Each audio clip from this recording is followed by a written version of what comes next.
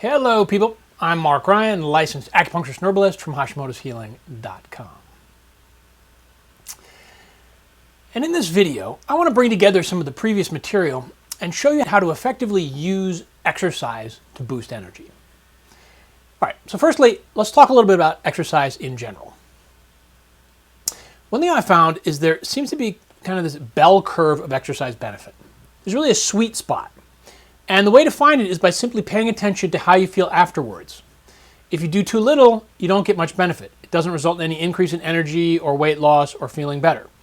If you do too much, there are diminished returns, and these just get worse and worse as you keep overdoing it. So the trick really is to find this sweet spot that's at the top of the curve. And you know you found it because you feel really good after exercising. It gives you energy, and it doesn't take you 2 or 3 days to recover. And in order to do this, you may need to start really small. I've given you a couple links for some excellent free apps. The first is called a 7-minute scientific workout app. I found that this is a really good place to start. It's 12 different exercises done 30 seconds each with a little rest in between. And I recommend you start with that and simply do 7 minutes per day for at least a week or two. And make sure you push yourself enough to get out of breath a little, to sweat a little, and also really pay attention to how you feel afterwards. Because once you build up some strength and some endurance, then you can double up on it, or you can switch over to another app there that I shared with you. The second app is called Sworkit, S-W-O-R-K-I-T, and it allows you to create a whole host of different exercise routines in whatever amount of time you want. So it kind of expands that 7-minute workout, and then you can build that to 10 minutes, and then 15, 20, however you want. But in general, you always want to stop at the top, right? Don't push yourself to where you need to recover. It's always better to be wanting a little bit more. Another thing I wanted to cover with you was another excellent tool for building energy is to use Qigong. I found a really effective combination is Qigong with these high-intensity exercises. It seems to give me a lot more energy than just doing a vigorous workout alone. In the materials, I've given you a Golden 8 exercise, which is excellent Qigong exercise. And these are just simple, relaxing, and they really feel amazing when they're practiced regularly. And one way to think about these exercises is that they really help to put energy reserves back into your body's energy savings account. It's remarkably effective. And Qigong and breathing and meditation have been shown to boost mitochondria. Another reason. So here's what I do normally. I like combining the Qigong and the more vigorous exercises together. For example, one day I'll do more Qigong, and I'll often do a workout from Sworkit and do 5 or 10 minutes, say, stretch or a short cardio warm-up. Then I'll do the Golden 8. And on other days, I might want more of a challenge. So I may do a Qigong warm-up that you find in the Golden 8 series, and then I'll do a 15 or 20 minute core workout or a cardio workout or work on just one part of the body. And doing this way gives you plenty of variety so you don't get bored, and it keeps you in that sweet spot of the maximum benefit. Okay, so what's the best time of day to exercise? Well, it really depends on what you're trying to accomplish. Take a look here at this circadian clock. Right, you can see here there's a couple key times I think are very effective for exercise. One is the first thing in the morning from like 7 to 10. That area is a good time. This is when melatonin stops. It's your lowest point of melatonin, which means your highest point of cortisol. And because cortisol is released first thing in the morning. And this is a good time because you can take advantage of that natural spike in energy. However, if you exercise on an empty stomach first thing in the morning, this can intensify cortisol's effects and can result in muscle loss and maybe some metabolic resistance to losing weight. So if you want to work out, the good idea is to have some protein beforehand and make sure you have and eat right afterwards. In addition, if you have low cortisol in the morning, you may find this particularly difficult. So instead, this might be a good time to meditate and do Qigong alone instead. Another excellent time to work out is about 5 o'clock p.m. You see, this is a peak time for your cardiovascular system, and for muscle. This is when your muscles are strongest.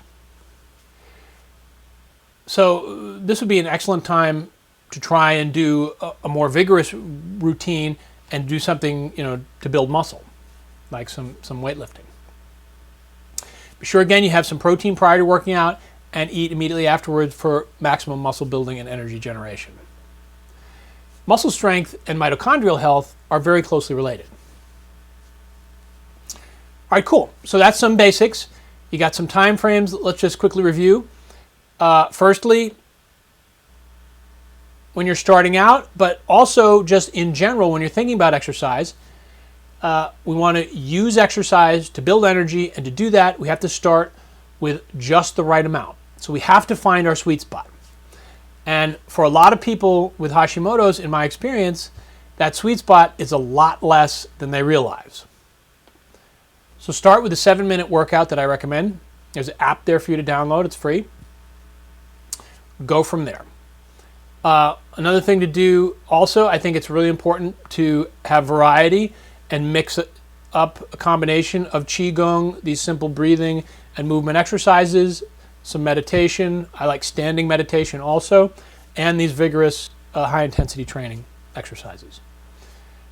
Play around with that, experiment, find, and again, like I mentioned, what I like to do is kind of alternate them. Some days I'll feature more Qigong, other days I'll feature more of the HIIT training. I find it very effective, and again, it's fun. It doesn't keep you, you do the same thing all the time, it gets boring. This way you have lots of variety. You can do lots of different things. Second thing we looked at is the time frame. So a couple different times. If you have low cortisol, you may want to think about working out first thing in the morning, particularly if you work out, within 15 minutes of waking. This can help reset your cortisol clock. It's a good idea to have something in your stomach, so you could do like a protein drink. I generally recommend vegetable-based proteins, so a hemp protein or a pea protein seem to be the best tolerated in my experience. Do those, put in some good fat. Have that prior, and then make sure you have a good protein and good fat breakfast following. So you can do that in the morning. If you have high cortisol, you can take advantage of that and get out and do a workout. If your cortisol is really low and you feel like you've been hit by a train when you wake up in the morning and you have absolutely no energy and you feel terrible, then consider using that morning time instead in a more gentle way. So do meditation and do Qigong exercise if you're really depleted. I think that's a better way to go. Then we also looked at, remember, the afternoon around 5 o'clock is an excellent time to take advantage of your body's natural energy clock when you have the greatest cardiovascular efficiency and muscle strength. That will, because the mitochondria and muscle are so intertwined, that's another way to physically boost mitochondria. So give that a try, experiment with it. Again, we want to keep track of this in our journal. See how we're doing, see what works for you. Try the morning time, try the afternoon time. You could also do short workouts at each time. If you do this, if you find your sweet spot is 10 or 15 minutes, it's not a long time to do a workout. So you can do a 15-minute workout in the morning and a 15-minute workout at 5. Again, those workouts I gave you, the great thing about them is, both those workout apps, the great thing about them is you don't need a gym, you don't need equipment. It's all just your own body weight. All right, lots of great stuff here. Try it, try it, try it. I'm Marc Ryan, licensed acupuncturist and herbalist from Hashimoto'sHealing.com. Be good, be kind, and remember to have compassion for everyone, including yourself. Hope, help, and healing. With a hint of humor, Hashimoto'sHealing.com.